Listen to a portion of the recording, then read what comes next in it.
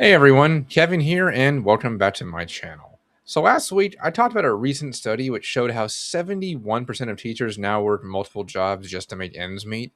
And right when I was making that episode, another study was released about how here in California, 50% of teachers, half of them, are now planning to quit or retire early within the next 3 years at the latest because morale has literally sunk to the lowest it's ever been, which is saying a lot considering how many of us have already left because of how bad things have gotten. And I wanted to cover this study for two reasons. First, and most obviously, what does this mean as a whole for education in California in particular? But also more broadly, because I'm actually very pleased that we've come back around to doing these studies at all. We actually stopped doing them because it was politically inconvenient to do so. Politicians and policymakers found ways to prevent new numbers and statistics from being released all throughout 2024 and 2025. We actually haven't gotten any substantial new numbers since 2023, but it seems like many groups have finally started doing them again anyway. And I'm very glad that they are because I can literally point to documented numbers again showing how the teacher exodus is not getting better despite what they want to claim. In fact, it's accelerating. Which brings us back to the main point I want to talk about today. What does this 50% of teachers planning to leave mean for California, who used to have the strongest credentials and highest pay in the entire country? And how did we get here beyond the obvious things I've said a million times, like student violence, administrative misconduct, lack of support and autonomy, disrespect, and turning educators into professional babysitters? Well, very simply, the structure of schools is broken, and no amount of band aids is going to fix it. And to say it as bluntly as I can, teachers are unbelievably burned out as a result of that. And chief among these problems are that educators are consistently being overburdened with more and more things that they're buckling under the pressure of. And they're begging for more support, which they simply are not getting. In California, the biggest issue right now that we're pleading for change on is smaller class sizes. I've already done an entire video on this about a year ago where I said that our classrooms are becoming more like clown cars with how many kids we are now trying to cram into single classrooms to deal with teacher vacancies and, of course, to save money too. It's been severely underrepresented in the media, and this survey finally called attention to it again. The ideal class size is no more than 20 kids. That allows teachers to more effectively educate students and give them the personalized attention they genuinely need. Large class sizes really take their toll on already worn out educators, and California classrooms often have at least 36. That's actually our cap. I once even reached 40 before I complained, and they balanced things back to what was supposed to be our cap.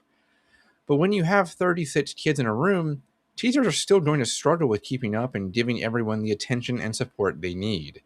This is because educators work on average of 54 to 65 hours a week, and the stress that stems from having to manage so many students at once is soul crushing, especially when grading all of their work makes educators commit more and more of their own time working for free to get it all done. Add the increasing discipline issues and lack of repercussions for misbehavior, and you end up with classrooms that have essentially become damn near impossible to manage, even for seasoned veterans with legendary classroom management skills. With more and more states adopting a 36 student cap, like Minnesota is as well, this study about California teachers is going to continue playing out in other schools across the country, too. We really are a great case study for what's going wrong with education right now. And considering that school districts are already relying on substitutes and those on emergency credentials to fill some of the vacancies, particularly in special education, math, science, and bilingual education, teachers also have to cover the rooms that don't have these subs, thus losing out on their planning time, which, yes, as you can imagine, was one of the other main points mentioned in this study. California teachers are burning out due to this lack of planning time, and the amount of work simply is not sustainable. I've mentioned many times how teachers now do far more paperwork than teaching, and students are in turn suffering due to that. Yet no one seems to care about it. which also plays out in one of the other major complaints. There's no mental health supports for teachers or students. And this has been going on for years now, which is partly why we have such a massive mental health epidemic among our students these days, and why most teachers leaving the classroom need therapy. I certainly needed it and got it. But to just put another pin in that, all the main problems facing teachers in California are already burning them out. But at least it would be marginally bearable if they were paid enough.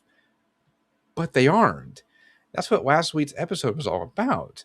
Most are working multiple jobs on top of the upwards of 65 hours a week they're already putting in at school, and they're still only making less than $60,000 a year. But that being said, admittedly, pay isn't directly tied to morale, but it does contribute to the worsening morale and just compounds the helplessness teachers are already feeling. We've normalized teachers being paid far less than others with the same level of degrees and years of experience, yet continually pile more and more onto them, along with forcing them to put up with increasing violence and lack of support, with nothing in return for that. I'll put it in this way. We, as a society, have successfully broken teacher altruism. Educators aren't equipped or supported to handle so many students in a classroom who are increasingly violent, functionally illiterate, and who force us to literally compete with their technology for attention. But this all begs the question, how do we encourage the 50% of teachers planning to quit in California to stay in the classroom? Well, you're not going to like the answer because it would involve drastic changes that no one with actual political capital is interested in doing. We need to let the system fail so we can create a new one that is designed by teachers to effectively meet student needs rather than the assembly line framework of standardized testing and funding that has slowly eroded education ever since the introduction of the No Child Left Behind Act in 2002. It took 10 years of that to destroy the base of education, along with the Great Recession in '08. And then the pandemic in 2020 really exposed how bad things were. In less than 20 years, we destroyed the public school system, and it is broken beyond repair. We need smaller class sizes, more planning time, actual repercussions for student violence again, better mental health services, and teachers actually being paid a living wage so they can work one job and focus on teaching the next generations of our society. But I'm pessimistic about that happening in our lifetimes. Rather than realizing how bad it is, the system has become even worse to maintain some level of status quo due to shrinking enrollment, less funding or misappropriation of existing funding, and teacher certification requirements being slashed. Most notably here in California, where, like I said earlier, we used to have the gold standard for teachers to meet, but not anymore. Essentially, class sizes have risen to compensate for the inability to meet staffing requirements and funding shortfalls as a result of all these issues. And that's led to the reality where teacher morale has reached the level stated in the study, aka non existent. Educators are burned out, and millions of us have left since 2020, only to be replaced by largely inferior teachers who've been allowed in or have even cheated their way into the profession. Watch my video on that one. But the important thing is, I predicted this second huge wave would happen by 2030 at the latest, and we're well on the way to meeting that soon, aren't we? As soon as this huge bubble of veteran teachers who are within 3 years of retirement age out, and they're the only ones holding the system together right now, the system will buckle under the weight of its own mismanagement. If you think it's bad now, wait until half of the remaining teachers leave. It is not going to be pretty, guys. And no one wants to admit it. Well, guys, thanks for listening, and I hope you enjoyed today's episode. Please consider liking and subscribing. It really helps the channel, and believe me, it does so much to promote the video to a wider audience. I would be very appreciative. But for now, I've been Kevin, and I will see you in the next video.